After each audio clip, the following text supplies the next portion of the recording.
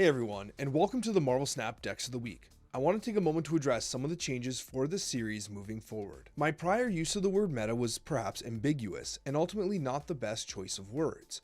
Therefore, in order to provide clarity for my audience and for everyone that engages with my content, moving forward, the Marvel Snap Decks of the Week series will provide and will be featuring decks that I believe to be the absolute top tier in Marvel Snap. There will not be any homebrew style deck list in this series moving forward, as those particular decks will be showcased in other videos on the channel. That being said, the manner by which this was brought to my attention was completely uncalled for and was a premeditated personal attack.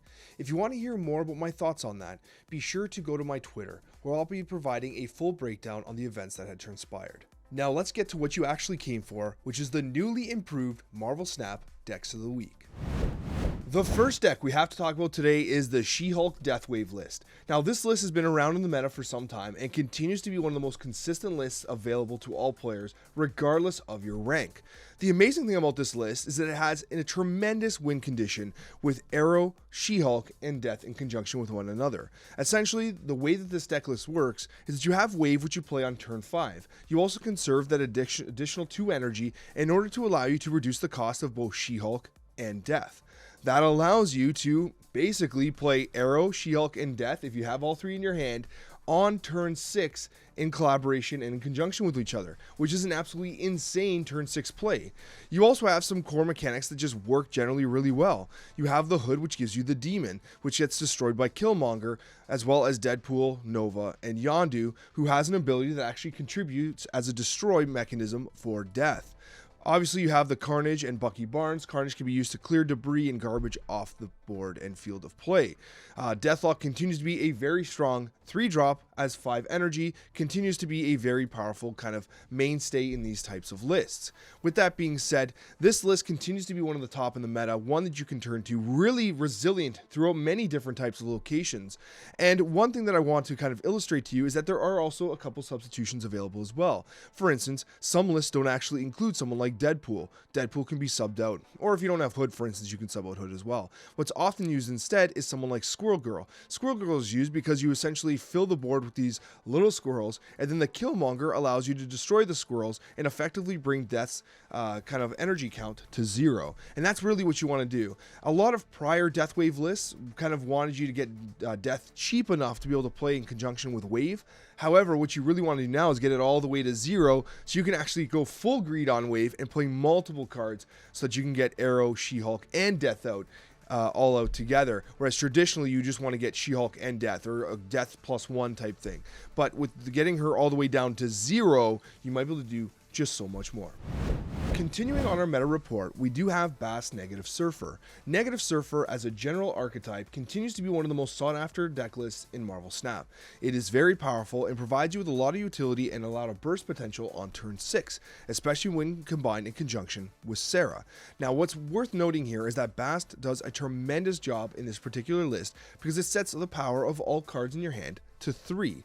This really benefits a lot of cards, specifically those like Mystique, which are 3 zeros, Silver Surfer themselves, but of course you have the Forges, the Psylocks, and Adam Warlock, who can be key in order to basically allow you to draw additional cards, in particular after you've played Mr. Negative, which gives you many more negative cards, which really help you. Now the amazing thing about this is that cards that are in your hand generally don't work well with Negative, because Negative wants to draw cards after he's been played. So what Bast does is it basically makes the cards that exist in your hand before you've played Negative basically have additional value, which can be incredible. Not to mention bringing Negative from a -1 to a +3. That's pretty significant. Iron Man from a 5-0 to a 5-3. I mean, that adds up pretty fast with Iron Man's incredible effect. So this is one of those lists that is not overly challenging to pilot. It is a little more draw kind of reliant than the traditional Mr. Negative and Silver Surfer list. But if you're playing Mr. Negative anyway, you know all about getting bum draws and having to deal with it. Regardless, this is absolutely a fantastic deck list and one that you can turn to in the current meta.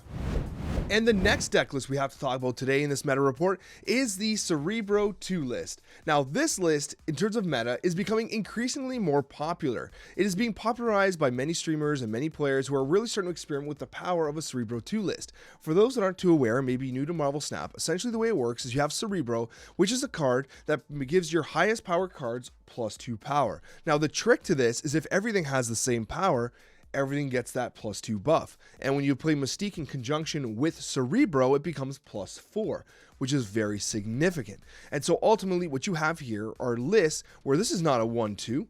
This is a 1-6. I don't know what you see. I see potential. So Icemans, Korgs, Nightcrawlers, Gooses, Mr. Sinister with both cards, right? Allowing you to kind of fill the board state and each of them getting that +2. You got Scorpion, which basically reduces their opportunity to fight back in terms of power while also being applied the buff from Cerebro. You got the Brood, which obviously fills the board, much like Mr. Sinister. And with that being said, if you have a little too much, kind of zoo going on, you can get rid of Mr. Sinister. I think Brood is better than Mr. Sinister. You get rid of one of the two. If you don't have Brood, then use Mr. Sinister. Whatever, it's up to you. This really zoos out your board. You use Mr. Fantastic to give additional value on either side. Storm to close out a lane. And finally, Blue Marvel, who's a 3, but does not get the +1 power themselves. That means that what happens is Blue Marvel remains at 3 and all the 2s become 3s as well. So that's why Blue Marvel is used and is the only power that's not a 2. So basically everyone becomes a 3 and Cerebro's effect still occurs. It is a tremendously fun list to play, and it has a variety of different kind of options if you're someone who's missing a bunch of cards. So you can creatively swap. Now, do not creatively swap with someone like Rocket Raccoon, because if you land the buff, then it ruins Cerebro. The one thing that I have to warn you about Cerebro-based lists are locations. Locations can be extremely problematic. So if you get locations that, like, say, decrease the power of a card or increase the power of a card or anything along those lines, you'll want to use Storm to correct those locations to maintain a steady Cerebro state in order to allow you to get the buff across the board. And the next deck we have to talk about in today's meta report is Dera's Valkyrie 3-bro list. Now, Dera is an absolutely fantastic player, a tremendous deck builder, and I'll provide links to his YouTube, his Twitch, and his Twitter down below in the description so that you guys can engage with this content, which is absolutely fantastic. He created this deck list, and it is truly a remarkable list that works in a very creative way, and I've never seen anyone do anything quite like this. So let me explain how this deck list works.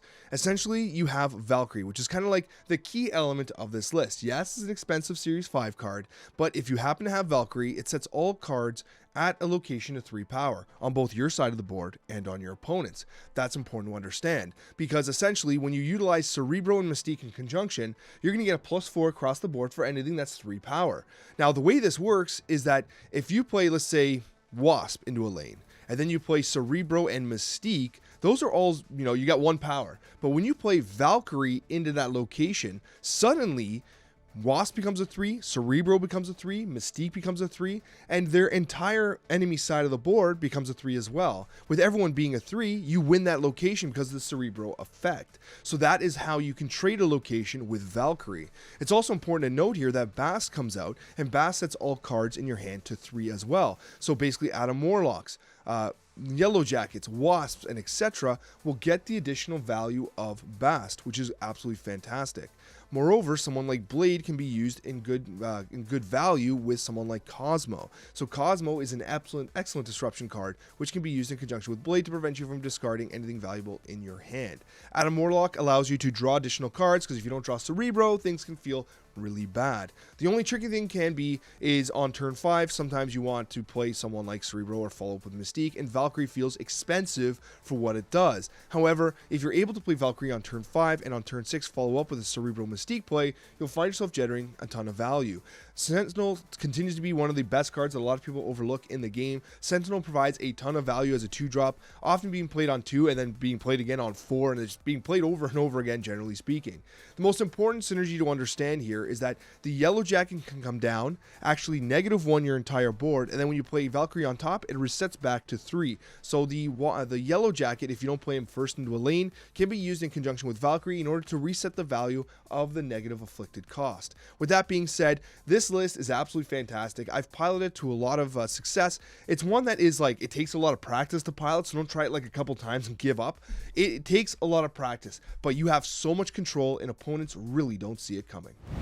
Okay, so originally I was actually going to get rid of the Pool 2 deck list from the meta report, but feedback from the community and from my analytics illustrates that people really want to see these Pool 2 deck lists. So please let me know in the comments section if you'd like for me to continue to feature Pool 2 deck lists in the meta report, or if you'd like me to have an additional Pool 3 and above deck list, okay? I'm really interested in your feedback, but so far everything I've heard would illustrate that you guys do want it, but I'm interested in hearing your thoughts regardless.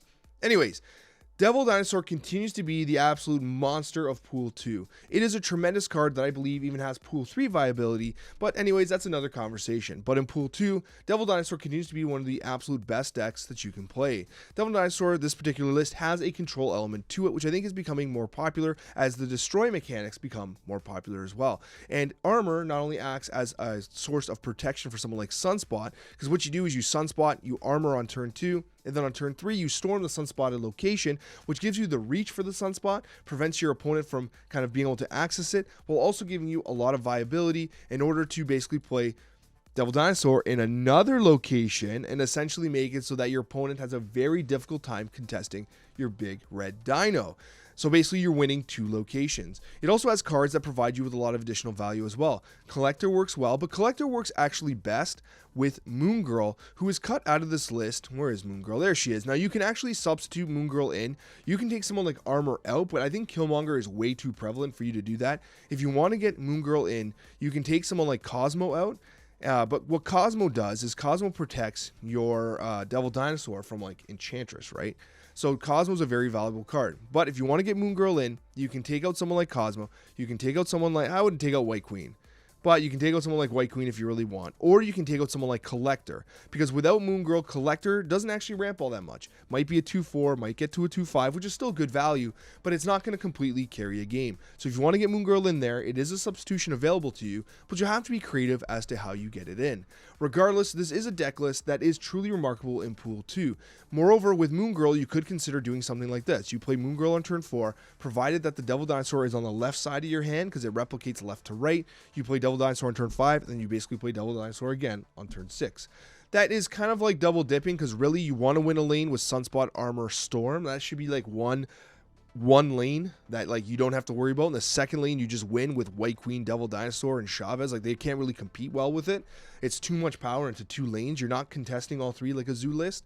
But regardless, this is a list that you can continue to experiment with as your heart desires. Anyways, guys, thank you so much for all your support. And if you want to watch more Marvel Snap content, I got another video for you down below. Thanks for watching, and we'll see you in that next Marvel Snap video.